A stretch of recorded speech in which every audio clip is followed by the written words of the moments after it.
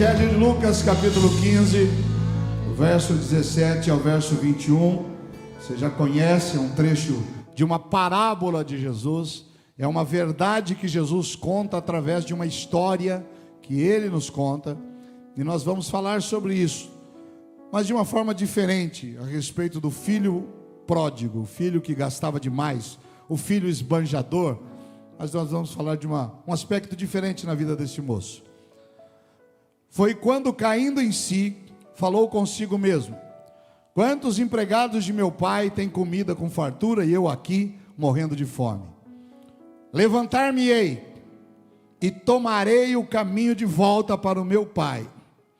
E ao chegar, lhe confessarei: Pai, pequei contra o céu e contra ti.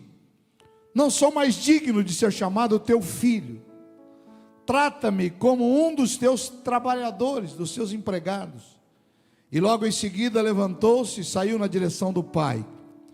Vinha caminhando ele ainda distante, quando seu pai o viu, e pleno de compaixão, correu ao encontro do filho, o abraçou e beijou. Então o filho lhe declarou: Pai, pequei contra o céu e contra ti. Não sou mais digno de ser chamado teu filho. Até aqui apenas. Depois vamos ler outras passagens da Bíblia. Diga graças a Deus. Se assenta na presença do Pai e diga aí um glória a Deus mais forte aí, queridos. Com mais intensidade, amém? Tudo que a gente faz tem que ser com intensidade. Eu procuro viver a vida com intensidade naquilo que eu faço, porque é aquilo que Deus nos coloca. A palavra que Deus colocou no meu coração hoje e o tema, se eu desse um tema para essa palavra, é: de quem é a culpa? Diga comigo, de quem é a culpa? Quando eu falo de culpa, eu estou falando de responsabilidade. Nós temos no nosso DNA natural, o DNA de transferir responsabilidade para outras pessoas. Isso é o homem natural. E não é que nasceu comigo, nasceu com você. Isso já nasceu lá no Jardim do Éden. Primeiro livro da Bíblia, o livro de Gênesis, quando Deus cria o mundo, e Ele cria um jardim, Ele separa o céu da terra, e Ele separa a água da porção seca, e Ele coloca as plantas e tudo mais, e Ele cria o homem, e Ele então vê que o homem está só. Deus o criou do barro. Deus pega um boneco de barro, Ele cria, Ele faz um boneco, Ele sopra nas narinas daquele boneco o sopro de vida, e Ele chama aquele homem de Adão, o primeiro homem. E Ele viu que todos os animais tinham uma companheira. Mas chegava no fim do dia, o Adão estava sozinho. Todos os animais, os pássaros, os répteis, as aves, todos com seus animais, uma fêmea, um macho. E ele olhou e viu e disse: não, tem alguma coisa errada. Vou fazer uma companheira, vou fazer uma adjutora. E a Bíblia diz em Gênesis que Ele faz cair sobre o homem um sono profundo. Adão, quando você acordar, já vai ter alguém do teu lado. E Ele, de uma das costelas do homem, Ele faz a mulher. Não tirou dos pés para que o homem não pisasse, porque tem homem covarde que acha que ele tem que bater na mulher, que ele pisa na mulher, que ele é maior, que ele não sei o quê. Deus não tirou a mulher dos pés. Quantos feminicídios a gente está vendo todo dia, infelizmente. Quantos abusos dentro de casa, quanta violência moral. E nós não devemos aceitar isso. Temos que orar e também temos que agir. Deus não tirou a mulher dos pés. Deus também não tirou a mulher da cabeça, porque tem mulher que acha que é ela que manda em casa. E a Bíblia diz que o homem é o chefe da casa. Ah, mas eu trabalho e ele não está trabalhando. Não tem problema. Isso é algo espiritual, não é algo financeiro. Prover, pode ser os filhos prover, os pais. Mas há uma bênção de autoridade sobre o homem. E que isso nos traz responsabilidade. Estava vendo um pensamento de alguém outro dia, disse: não, a mulher tem conquistado o seu direito. Que bom. E eu também defendo que as mulheres tenham muitos direitos. Mas esse pensador trazia um pensamento diferente. Se as mulheres se orgulham de conquistar os seus direitos. E é verdade. Quando eu era criança, ainda não tinha tantos direitos. Então a mulher, ela cuidava dos filhos, Era o marido quem provia a casa. Era o marido quem saía de manhã, trabalhava, a mulher ficava em casa. E alguém diz, algum intelectual diz, não, a mulher tem que ter direitos. E é verdade. Ela tem o direito de levantar hoje 5 da manhã, viajar 2 horas para chegar no emprego, ficar 8 horas trabalhando, volta para casa mais 2 horas depois, às vezes ainda tem que arrumar a casa. E alguém diz, não, é um direito que ela conquistou. E algumas dizem assim, puxa, eu queria tanto o direito que meu marido me desse uma condição melhor. Mas vem intelectuais e dizem assim, não, isso tem que ser mudado. Irmãos, todos trabalhamos, defendo que as mulheres trabalhem, mas entre tantos deveres que nós temos, é o de cuidar da família. E eu tenho certeza, né? Alguém reclama, não, mas você viu a mulher do jogador de futebol, não sei das quantas, ela ganhou um jato dele. Isso não é um direito, isso é um presente, isso é uma bênção. E a mulher tem que ser respeitada, amada. Mas muitas dizem assim, puxa vida, pastor, vai jantar, né? Começa o namoro, aí o namorado fala assim, está conhecendo a pessoa, fala, vamos dividir a conta do restaurante? Eu falo, você tem que pagar a conta para mim, você é o homem. Mas se é um direito, vamos dividir essa conta. Deus, na sua sabedoria, não tira a mulher dos pés e nem da cabeça. Ele tira do lado, ao lado do coração, para que um dos direitos da mulher seja ser protegida e amada pelo seu cônjuge, pelo seu marido. São direitos conquistados desde o início. E Deus fala, está aqui o jardim inteiro, imenso, lindo, maravilhoso, pode fazer o que quiser. Só tem uma árvore aqui, que eu vou chamar da árvore da ciência do bem e do mal. Não comam dela, não comam este fruto, tá? Eu não vou colocar segurança, não vou colocar câmeras aqui em volta, não vou colocar nada, mas não comam deste fruto. Isso é uma ordem que eu estou dando para vocês. E ali, Deus os colocou. E já havia o diabo, já tinha sido expulso do céu o diabo. E ele começa agora a tentar Adão e Eva. Mas há um momento difícil que eles estão sozinhos. A Bíblia não fala quanto tempo se passou, desde a ordem até a queda. Mas de repente a Eva está ali, talvez olhando para aquela árvore. Por que será que não podemos comer? O que será que esconde este fruto proibido? Né? Tem gente que fala que é maçã, mas a Bíblia não fala maçã, fala um fruto. O que será? Devia ser agradável aos olhos, não devia ser um fruto feio. E ela estava ali, e chega a serpente, o diabo. O diabo incorpora na serpente. O diabo é um ser espiritual, ele não tem corpo. O diabo não pode agir aqui na terra se ele não tiver um corpo. Aliás, todo ser para estar aqui precisa de um corpo. Inclusive Jesus, quando esteve fisicamente, ele nasceu da Virgem Maria, porque ele tinha que ter um corpo para estar aqui. Ele não podia aparecer de repente e começar a andar entre nós. Ele precisava ter um corpo. E ele teve um corpo físico. Jesus teve o nosso corpo, fisicamente falando. E a serpente, e Satanás entra na serpente e ela começa a falar. Serpente fala, cobra fala? Não. Mas quando Satanás entra, fala. E agora ela começa a tentar a mulher. Irmãos, não é pecado ser tentado, tá? Todos nós somos. Quando Jesus ora a oração do Pai Nosso, ele diz, Pai, não os deixe cair em tentação. Não é o pecado ser tentado. Todos nós seremos tentados em alguma área na nossa vida, ou somos tentados. O pecado está em cair na tentação. E ele tenta Eva. E ela está ali diante do fruto, e ela tem uma conversa. Primeira coisa, ela está sozinha. Deus disse, não é bom que o homem esteja só, mas agora ela está sozinha. Ela deixa o seu marido, e ela vai passear pelo jardim sozinha. E Satanás se aproxima dela e começa a ter uma conversa com ela. Toma cuidado com conversa, irmãos, porque a fé vem pelo ouvir, mas a queda também vem pelo ouvir. As situações ruins também vêm pelo ouvir. Quando eu ouço muitas coisas ruins, a minha mente vai tomando posse de coisas ruins. Quando eu ouço coisas boas, a minha mente e o meu coração estão sendo alimentados, como diz a palavra, pela fé que vem pelo ouvir. Quando você está na igreja, você está ouvindo coisas boas, louvores, palavras, mensagem. Você está ouvindo a voz de Deus na tua vida? Uma palavra que a gente fala e você pega para você e diz: opa, isso aí é para mim. E Eva começa a ouvir outras vozes que não a voz de Deus. E ela come deste fruto. Ela come. O homem está de outro lado e ela vai lá e leva para o seu marido. E diz: olha, eu comi. A Bíblia não demonstra o diálogo entre Eva e o seu marido. Mas a verdade é que ele também come. Eles andavam, irmãos, sem roupas. Era um casal no paraíso, sem roupas. Não precisava, não tinham vergonha. A Bíblia diz que Deus os visitava, toda virada do dia, Deus visitava e conversava, batia papo com eles. Como é que foi seu dia? O que vocês fizeram hoje? Adão era uma pessoa inteligentíssima. Ele deu nome aos animais. E não é inteligente o Adão, irmãos?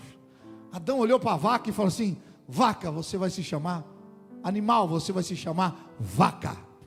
E quando a gente olha para a vaca, não tem cara de vaca. Fala a verdade. Quando ele viu o leão, foi lá e rugiu, olhou para aquele bicho e falou assim: você vai se chamar leão. Isso aqui é do Cláudio Duarte, né? E a gente olha para o leão, não tem cara de leão. Adão era uma pessoa inteligentíssima. Deu nome às plantas, aos animais. Mas ele também cai na tentação e ele come deste fruto. E agora, quando Deus vai visitá-lo após a queda, Deus chega e chama e ele está escondido. Adão, cadê você? Eva, onde vocês estão? Ah, Senhor, estamos escondidos. Por quê? É porque nós estamos nus. Nós estamos sem roupa. Desde que eu criei vocês estão sem roupa. A roupa nada mais é do que esconder a nossa vergonha, a nossa culpa, né?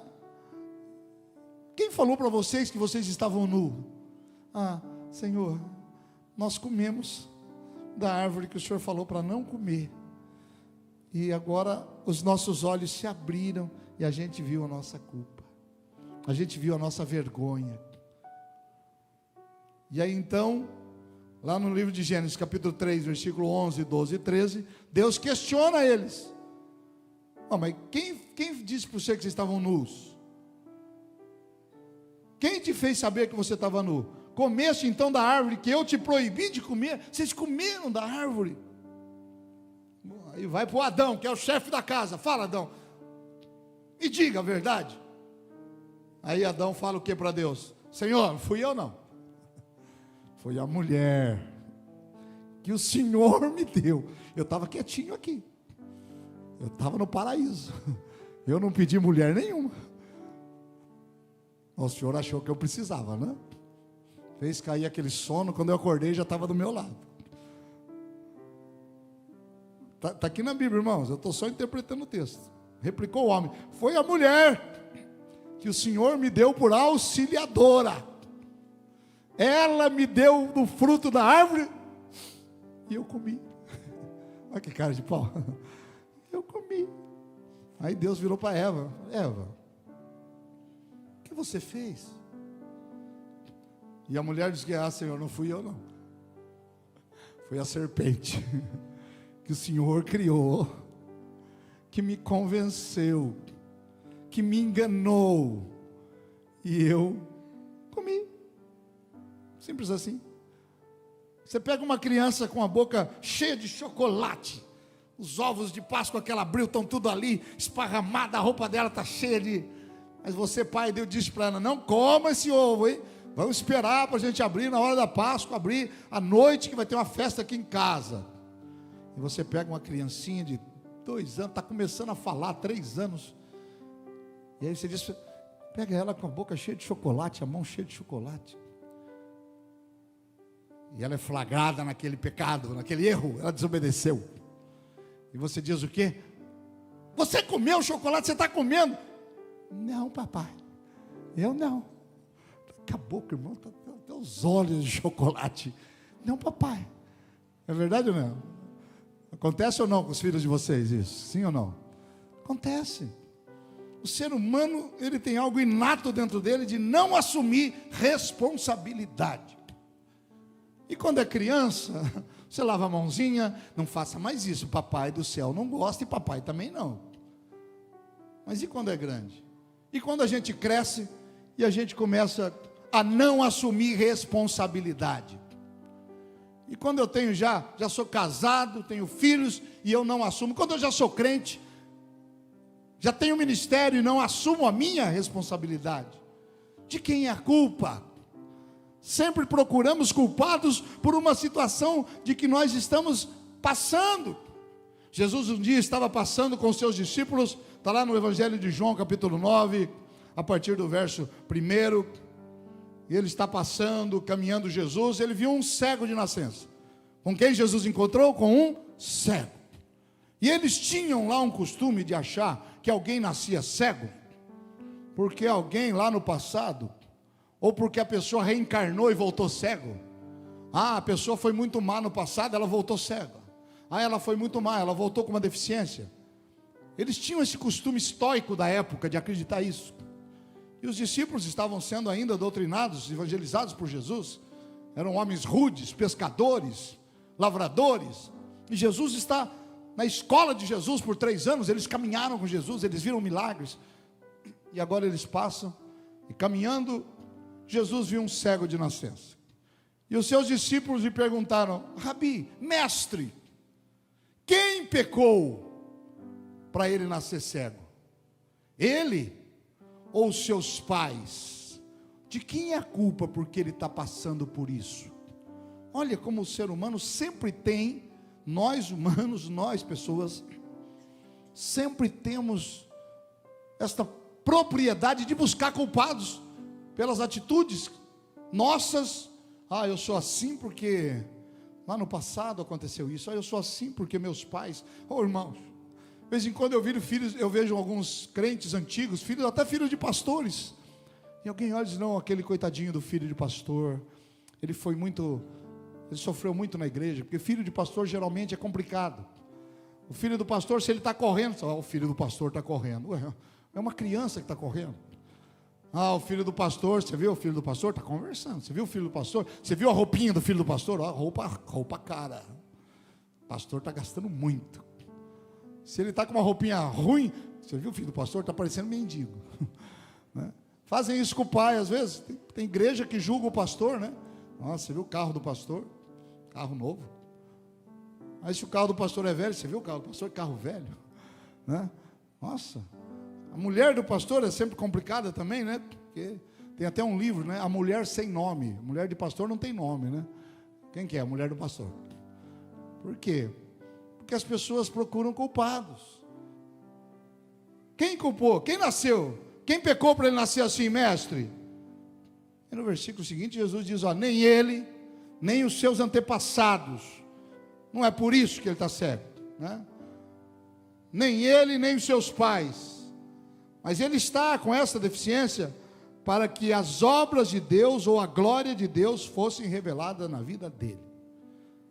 Jesus um dia chegou para curar um homem no tanque de Betesda. 37 anos que ele estava lá paralítico. Quantos anos? 37 anos. 37. Ele estava num tanque, era uma piscina. De vez em quando descia um anjo e agitava a água. O primeiro que pulava no tanque era curado. Levaram ele lá e largaram ele. Os amigos foram embora, desistiram dele, a família desistiu, e ele está lá, lotado de doentes. Jesus entra ali: ei, você quer ser curado? Tinha milhares de doentes. Se Jesus gritasse, quem quer ser curado? Todo mundo estava ali esperando o anjo.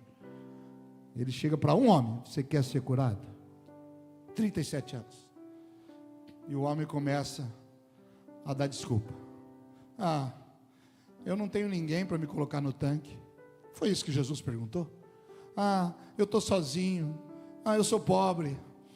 Eu nasci numa família miserável.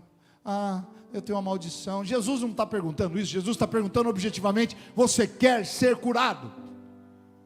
Sabe, nós temos que parar de transferir responsabilidades, culpas. Adão jogou para Eva, a Eva jogou para a serpente, como já não falava mais, o diabo já tinha ido embora da vida dela. Quando Deus falou com ela, ela só mostrou a língua, não falava mais, já tinha saído o espírito mau. Nós precisamos, irmãos, assumir a nossa responsabilidade. E aquele homem, Jesus disse: pega a tua cama. Vai para a tua casa. Eu não estou perguntando como é que está a sua condição, eu não estou culpando ninguém pela tua situação. Eu estou aqui para dizer a você que eu estou aqui para abençoar a tua vida e para curar você e para fazer você caminhar sozinho. E aquele homem que 37 anos, todo mundo fazia as coisas para ele, todo mundo dava comida para ele, todo mundo dava uma esmola para ele. Agora Jesus diz: levanta, toma a tua cama, coloca nos teus ombros e vai para a tua casa. Jesus está dizendo: está na hora de você assumir. Eu vou te curar, eu vou te abençoar, eu vou te libertar, e você vai caminhar sozinho, aleluia. Você pode ter chegado aqui carregado, você pode chegar, Jesus, numa situação miserável, você pode ter chegado com problemas em casa, família, mas Jesus vai mudar a sua situação, e Ele não está procurando culpado, Ele está procurando pessoas que creem nele, para Ele abençoar, e eu penso que estou falando a essas pessoas nessa noite. Se você é uma delas, levante a mão e diz: sou eu. Oh! Oh! Sabe, irmãos, o brasileiro tem esse problema, né? A gente está assistindo a Olimpíada e o brasileiro é o que mais chora, você já viu? Quando ele perde, ele chora, mas quando ele ganha, ele chora. E aí o narrador sempre diz: enfrentou dificuldades, nasceu num leito pobre, lutou e batalhou, e todo mundo que está lá nasceu e lutou para chegar lá. E a gente tem essa, né? Nosso sangue, não, eu não ganhei dessa vez, foi porque aconteceu um fato. Não, irmãos, nós temos que assumir. Não deu certo, eu vou me preparar melhor. Eu não passei nessa prova, mas eu vou estudar melhor. Em 89, meu cunhado foi fazer uma prova na faculdade de Direito. Em 88, e eu estava fazendo outra faculdade de tecnologia. Eu vou ser advogado. E eu fiz a prova na faculdade de Direito. Ele passou, eu não passei. Fui reprovado, né? Falei: não tem problema, ano que vem eu estou aí. Fui estudar. E aquele ano de 88 eu passei estudando. Para não ficar parado, eu fiz um curso de radialismo no Senac. Aí me formei radialista e comecei um programa de rádio. E trabalhava numa indústria também. E eu fui estudar. Aí chegou o ano de 89. Não é fácil passar na faculdade de Direito de Sorocaba. É uma faculdade muito boa e concorrida. De vestibular difícil, né? E eu vim lá do interior, lá a escola que eu estudava não era tão boa, tão forte. Mas eu disse: eu vou passar, eu vou ser advogado. Meu pai, quando aceitou Jesus, ele tinha o 2º ano primário. Demorou 14 anos para ele colocar a primeira botina no pé. Com 14 anos ele colocou o primeiro sapato, foi uma botina. Com 19 anos ele casou no sítio, deixou minha mãe lá e disse: eu vou para Sorocaba, vou arrumar um emprego, um trabalho e a casa e vou voltar. E com 19 anos, que nunca tinha entrado dentro de um carro para dirigir, só de ônibus que ele veio para cá, ou de trem, ele passou em frente de uma oficina mecânica e disse, e viu uma plaquinha lá, no 2º ano primário, ele aprendeu a ler, mais ou menos, ele passou e tinha uma placa dizendo: precisa-se de mecânico. E ele entrou naquela oficina e disse: eu sou mecânico. E o dono do carro falou: se você é, tira o motor daquele carro lá. Ele nunca, irmãos, tinha dirigido um carro. E ele levou umas 4 horas para tirar o motor do carro. E os amigos ali, ou as pessoas que trabalhavam ali, vendo a dificuldade dele, foi lá: ô fulano, ô Paraná, de onde você veio? Eu vim do Paraná. Paraná! Foi o apelido do meu pai a vida toda, o Paraná. É assim, ó, pega essa chave, tira aqui. Depois de 4 horas ele tirou, o dono da oficina foi lá e falou: meia boca, mas está contratado. Meu pai trabalhou 1 ano de empregado. Depois de 1 ano ele pediu a conta e disse: o senhor, já tinha nascido a minha irmã mais velha, agora eu vou montar a minha oficina. E nunca mais ele trabalhou de empregado para ninguém. Que homem extraordinário, que homem. E quando a gente ia lá e falava alguma coisa, ele dizia: não, nós temos que resolver, filho, é a nossa vida, vamos assumir. Não adianta eu jogar a culpa em outros. Não adianta de quem é a culpa ele nascer cego. Aí de quem é a culpa que está passando isso. Querido, você é senhor da tua vida quando você aceita Jesus e vive os princípios de Deus na tua vida. E pode ter vindo situações complexas em gerações passadas, mas a partir de você é outra história. A partir de você aceitando a Jesus e tendo aliança com Ele, é outra história. Não me venha com chorumelas. Diga para o teu irmão: não me venha com chorumelas. Eu não estou falando aqui de não ajudar pessoas, de não ouvir pessoas. Eu não estou falando, mas há pessoas que se acostumaram a ser carregadas. Por isso Jesus diz para o paralítico: levanta, toma a tua cama e vai para a tua casa. Porque a partir daquele dia, aquele homem, 37 anos paralítico, ia começar uma nova história na vida dele, aleluia. Imagina, ele ia ganhar o tempo perdido. Agora, irmãos, ele queria disputar uma Olimpíada. Agora ele foi ser crente. Ele entrou na igreja quadrangular. Ele virou crente, ele se batizou. Ele só tomava um banho de piscina, mas agora ele se batiza. Agora ele vai se casar, ele vai ter filhos, ele vai ser empresário, aleluia. Porque agora Jesus fez ele andar com as próprias pernas. Esse é um dos segredos do Evangelho. Você vai andar com as suas pernas. O salmista diz: feliz é o homem que come do trabalho das suas mãos, que não depende do trabalho das mãos de terceiros. Eu preciso de uma cesta básica. Amém, nós temos para te dar. Mas daqui a pouco não é normal você ficar 1 ano, 2 anos precisando daquela cesta básica. Não é normal, porque Jesus entra e faz uma transformação na sua vida. Quem está entendendo essa palavra, irmãos? Não, a culpa não está dando certo o relacionamento, sabe por quê? Enfrenta, olha de frente, qual é o problema? Senta aqui, vamos conversar, vamos resolver isso. Eu preciso mudar, eu vou mudar. Temos que mudar. Adão ficou jogando a culpa na Eva na serpente. De quem é a culpa? Pelo cego. Mas Jesus disse: não, vai fazer diferente. E o texto que eu li fala de um moço problemático. Ele era filho, ele tinha um irmão, o pai era rico, fazendeiro. E ele estava na casa do pai, ele tinha tudo, carro do ano, tinha carro boa, viajava para a Europa de avião. Estou contextualizando, né? Porque não é o tempo da Bíblia. Vamos falar isso, porque senão tem gente que já me critica. Mas se fosse hoje, era um homem rico, um cara rico. Tinha tudo. Um dia ele chega para o pai e fala: pai, a sua casa não está boa. Me dá minha parte da herança aqui. Quanto que eu tenho direito aqui? Quanto é o seu patrimônio? 10 milhões. Me dá a minha parte aqui. 5. Eu vou viver a minha vida. E o pai deu. E ele saiu. Jesus contou essa história. E ele gastou tudo. Com festa, com farra, com mulher, com prostituição, com droga.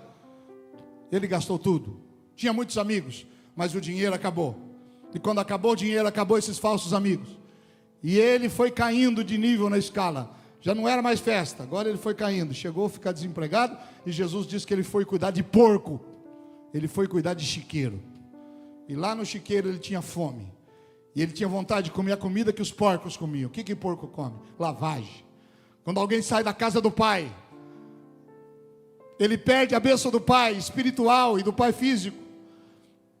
Aquele moço, ele matou o pai, porque ele dizia: eu quero a herança. Herança é só de gente morta. Como é que eu peço a herança do meu pai vivo? Ele desrespeitou o pai, ele desonrou o pai. E tem gente que desonra o pai. O único mandamento com promessa na Bíblia é esse: honra teu pai e tua mãe, para que se prolonguem os teus dias sobre a face da terra. E aquele moço desonrou o pai. Tem gente que desonra o pai espiritual. Tem gente que desonra o pai da igreja. Aquele que batizou, que cuidou, que evangelizou, que pregou, daqui a pouco ele sai falando mal. Ele sai desonrando, ele sai inventando, ele sai mentindo.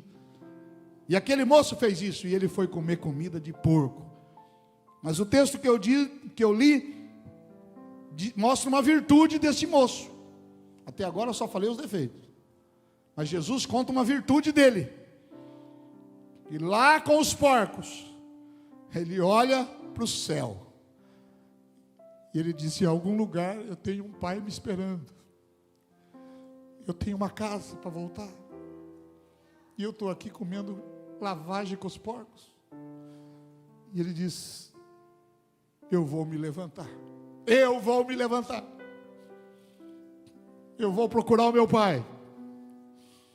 E eu vou dizer para ele: pai, eu errei. Eu pequei. O que ele está fazendo? Ele está assumindo o que ele fez. O erro dele. Nada mais do que isso. E dizia: eu vou pedir para o meu pai, não precisa me aceitar como filho. Eu não mereço ser chamado seu filho. Me aceita como um dos seus trabalhadores, dos seus empregados. Porque é melhor ser empregado na casa do pai do que ser escravos na mão do diabo. Tem gente que deixou o conforto da casa do pai, da igreja, da família, do lar, e hoje está comendo as bolotas que os porcos comem, espiritualmente falando. Hoje não tem mais alegria, não tem mais paz, não tem mais nada. O primeiro passo é reconhecer. O segundo passo é tomar a atitude. Eu me levantarei. Eu não vou mais na igreja, mas se vier um irmão aqui atrás de mim buscar, colocar no carro, ou pagar o Uber para mim, eu vou lá, porque a igreja deve estar acabada sem eu. Irmãos, a igreja é de Deus e sempre será do Senhor. Você é importantíssimo aqui, o pastor é importante, o adorador é importante, mas a igreja é de Deus, aleluia. E antes de nós ele já existia, e depois de nós ele continuará existindo. Não é ele que precisa de nós, somos nós que precisamos dele, aleluia. Você, sou eu. Ele assume, ele reconhece o erro. Segunda coisa, ele toma atitude, eu me levantarei, e ele se levanta. Versículo 15, Lucas capítulo 20, capítulo 15, versículo 20. E levantando-se, foi para o Pai. Logo em seguida levantou-se e saiu na direção do Pai. Atitude. Eu só vou mudar quando eu tomar atitude. Tem coisa na vida que é difícil, né, irmãos? Eu estou acordando todo dia, irmãos. Toda segunda-feira eu estou acordando 6 horas para caminhar. Toda segunda-feira eu estou acordando para caminhar. Toda segunda-feira eu acordo 6 horas. Despertador toca. Eu olho a roupa da caminhada, o tênis do lado. Viro do lado. Travo o despertador. E volto a dormir. Tá bom, semana que vem eu vou fazer isso. Não basta eu entender a minha necessidade, eu tenho que agir na minha necessidade. Estou falando uma coisinha básica, simples, mas isso vale para a tua vida pessoal, emocional, conjugal, profissional e espiritual. Ele se levanta, ele confessa o erro, ele vai e diz: Pai, eu pequei contra ti, não sou digno de ser chamado teu filho. Ele recebe o perdão do Pai. A Bíblia diz que o Pai recebe de braços abertos. Jesus conta essa história porque o Pai está de braços abertos para receber aqueles que tomam a sua atitude de voltar para a presença de Deus. Oh, coisa maravilhosa. Não é fácil assumir a responsabilidade. Na igreja, nos fatos. Um dia aconteceu um fato aqui na igreja, corriqueiro, mas chato, né? Uma criança estava cortando o cabelo das outras lá, achou uma tesourinha sem ponta e começou a cortar o cabelo. Muitos anos atrás. E os pais vieram: ó, pastor, cortou mal o cabelo do meu filho, ó. Cortou o cabelo de todo mundo lá no Espaço Kids, pastor. Olha que coisa, né? Perigoso, né, pastor? Aí eu, na hora, fiquei muito envergonhado. Falei: irmão, me perdoa. E aquele pai e a mãe, né, com muito jeito, carinho, pessoas boas, dignas, disseram: pastor, não, pastor, o senhor não é culpado. Nós só viemos falar porque o senhor é o pastor da igreja. Ele falou: eu não sou culpado. Eu sei que eu não sou, mas eu sou responsável por tudo que acontece na igreja. E eu não fujo da minha responsabilidade, por mais difícil que seja. Sabe, você pode não ser culpado, mas você também é responsável. Eu não sou culpado com isso, a família que se vire, eu não quero nem saber, mas é a tua família, e você também é responsável. Mesmo que você não provocou aquela situação, mas você está naquele conflito, você também é responsável. E Deus vai te dar sabedoria para sair e para ser vencedor de toda e qualquer circunstância que você esteja passando. Sabe, nós temos que tomar atitudes. Não é fácil. Tem um filme, um livro que virou um filme.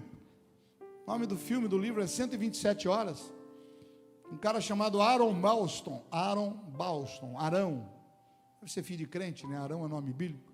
E ele é um cara que fazia montanhismo. Ele gostava de escalar sozinho. Ele levava equipamento, faca. E ele desligava o celular, ou deixava o celular em casa, e ele ficava dias, semanas, escalando montanhas. Era o esporte dele, preparado fisicamente. E neste livro, 127 horas, ele conta que ele sofreu um acidente, e ele caiu num vale. E uma grande pedra caiu sobre o seu braço. Incomunicável, ninguém sabia que ele estava lá. A família já estava acostumada que ele passava semanas fora em alpinismo, montanhismo. E agora ele está lá. Uma pedra que ele não consegue tirar, enorme. O seu braço ali. Ele tinha uma opção: morrer, ou pegar a sua faca que estava no equipamento e cortar fora o braço. E o filme é sobre isso. Tomar uma atitude para salvar a vida. Ele não tinha chance de alguém achá-lo. Não tinha chance dele tirar aquela pedra. Só havia uma solução. E que solução?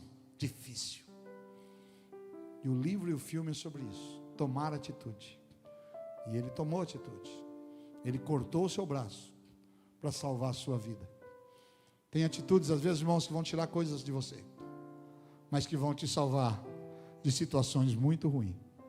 Tem atitude de você se afastar de alguém que talvez seja uma tentação. Se afasta. Corte esse lado seu, porque vai salvar o teu relacionamento. Tem atitude com os filhos que eles têm que afastar, para cortar, para salvar a comunhão dos pais dentro de casa. Tem amigos que estão oferecendo coisa para você que não são teus amigos. Corte, se afasta, para você se salvar de coisas que amanhã vão ser muito piores para você. Tem coisas na vida espiritual que necessitam de uma atitude sua. Diz: eu preciso mudar para me salvar.